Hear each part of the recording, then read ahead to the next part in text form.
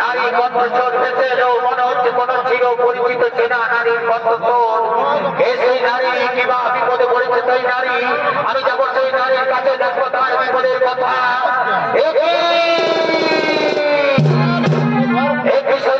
তুমি হঠাৎ করে রঞ্জন খেলায় কেন এসেছো? সদুতি ফিরে যাও, ফিরে যাও সদুতি, রঞ্জন খেলা থেকে ফিরে যাও। যদি তোমাকে কেউ দেখতে পায় তাহলে আমাদের অজ্ঞাত মাস হইতো আর পূর্ণ হবে না। আমাদেরকে পুনরায় যেতে হবে 12 বছরের জন্য বনবাসে। দুর্যোধনের অভিসন্ধি পূর্ণ হবে, আমাদেরকে পুনরায় যেতে হবে 12 বছরের জন্য বনবাসে। আমি যে ফিরে যেতে আসিনি, আমি যে এসেছি আমার অপমানের কথা জানাতে। তুমি কি জানো না কিছু কিভাবে আমাকে অপমানিত করে করার চেষ্টা করেছে? এই অপমানের জন্য কিছুকে তুমি দণ্ড দেবে না, আমি সব জানি, আমি সব জানি। কালকেই আমি সবাই আমাদের কৃতকের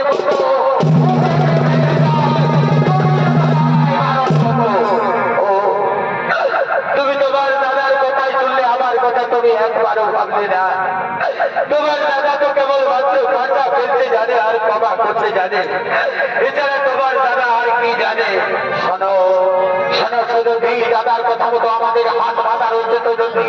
দাদার কথা মতো আমাদেরকে থাকতে হয়, দাদার কথা মতো আমাদেরকে চলতে হয়। আমি তোমায় কথা দিচ্ছি সদুতি, আমাদের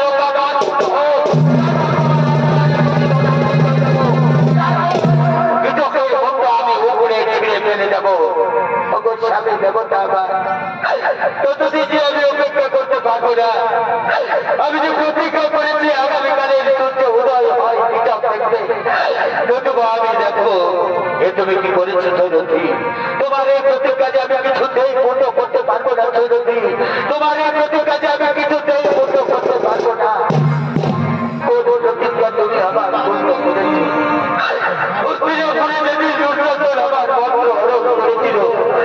সেদিন আমি প্রতিজ্ঞা করেছিলাম দুঃশাসনের রক্ত দিয়ে আমি আমার কেস রক্ত করবো। সে প্রতিজ্ঞা এখনো পূর্ণ হলো না, তাই তো আজও আমার এই কেস খোলা রয়েছে। আর এই প্রতিজ্ঞা যদি পূর্ণ না হয় তাহলে আমি আর কোন লজ্জায় বেঁচে থাকবো? আমি হয়তো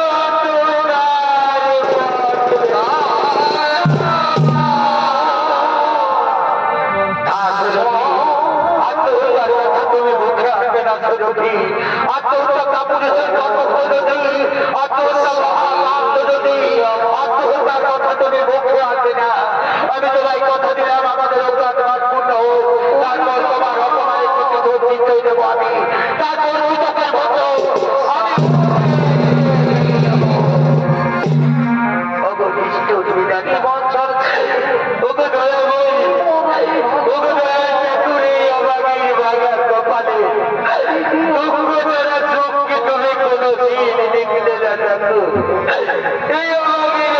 কপালে কি তুমি দুঃখ ছাড়া কোনদিন দেখলে না।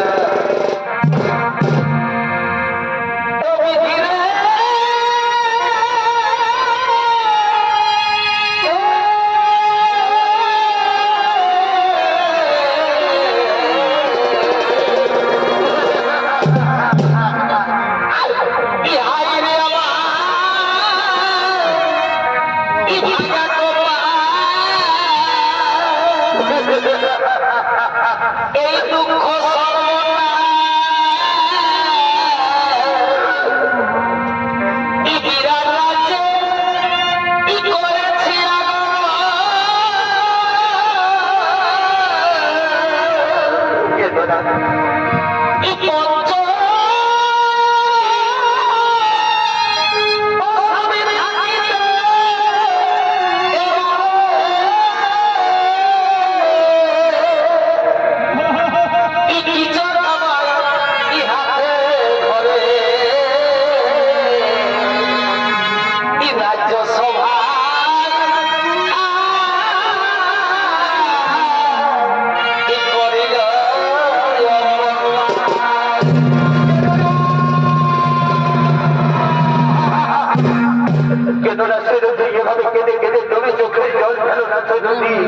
আমি তো তোমায় কথা দিলাম আমাদের অজ্ঞাত পূর্ণ হোক, তারপর তোমার অপমানের প্রতিশোধ আমি নিশ্চয়ই দেবো।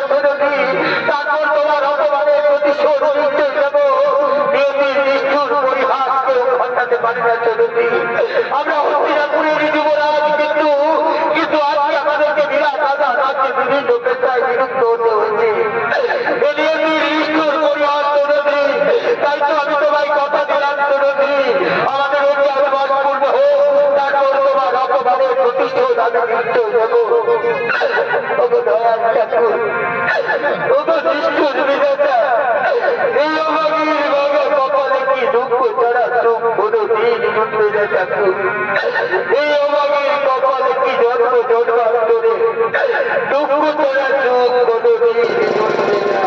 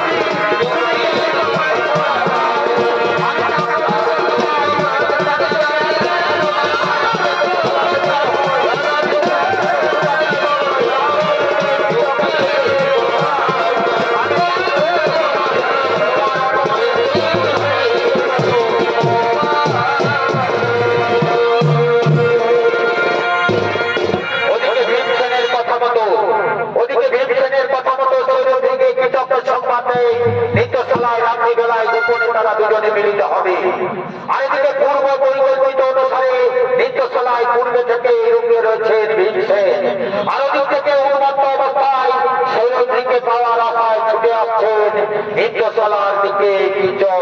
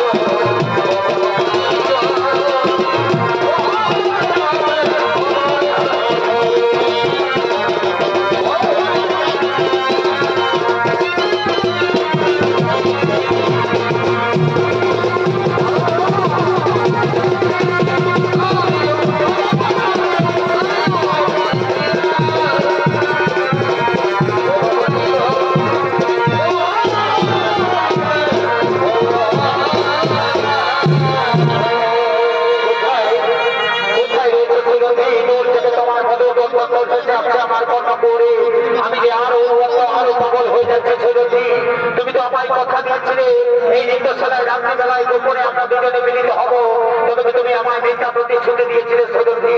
না না না না, তোমার চোখের চোখে মুখের ভাষা আমি বুঝতে পেরেছি সদর্থী। তুমি ভদ্র স্বামীকে নিয়ে সুখে নাও সদর্থী। তবে তবে কেন তুমি আমার সামনে আসছো না সদর্থী? তবে তুমি আমায় মিথ্যা প্রতিশ্রুতি দিয়েছিলে। না না না না সদর্থী, আমি তোমাকে কথা দিচ্ছি সদর্থী, আমি তোমাকে রাজধানী করে রাখবো সদর্থী, আমি তোমাকে রাজধানী করে রাখবো। তুমি এভাবে লোক করেছো কেন সদর্থী? আমি আসছি সদর্থী, তোমার বিমানে আমি এক মুহূর্ত থাকতে পারছি না সদর্থী, আমি আসছি তোমার কাছে সদর্থী।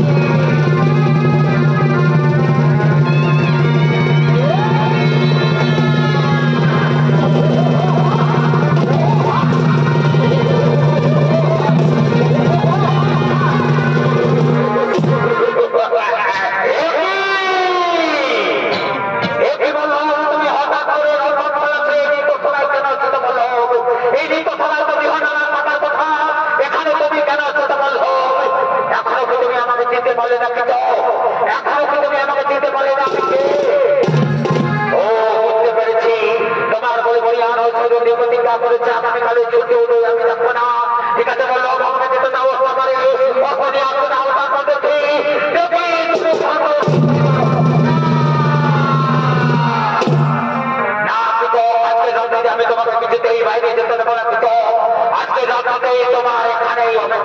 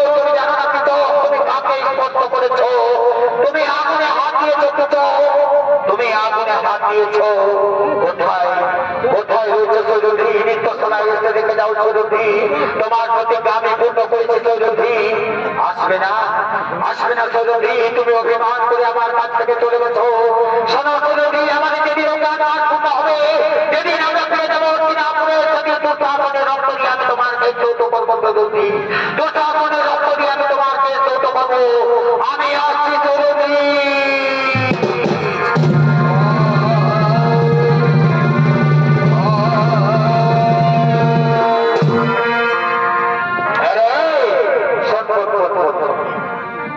তুই তো বহু বড় ডাক্তারি করিস দেখো বাচ্চা আছে তো বললো দেখো কোনো তো বুঝতে পারছি না তো কেমন ডাক্তারি করিস ভালো করে দেখ এরে এই শালা তো ফুটরুম হয়ে গেল রে শালা একদম ফুটরুম হয়ে গেল হাই শোন এই জন্য বলি টুকু অনেক রামায়ণ শুনবে রামায়ণে দেখেছিলিস না কি হয়েছিল পরের বহু সীতাকে আনতে যায় কি হয়েছিল রাবণের একদম বিপাশূন্য হয়ে যায়ছিল এই জন্য বলি যে সব করবে পরের বহুর দিকে ভালিস না আর তাহলে আধা দিনে জীবনটা চলে যাবে ওঠা আর একটু বেশি কথা চলে ওইদিকে খানটা ঢোকাই দেবো ওটা বেশি দেরি করিস না ওটা বলো হরি হরি বলো বলো হরি হরি বলো বলো হরি হরি বলো বলো হরি হরি বলো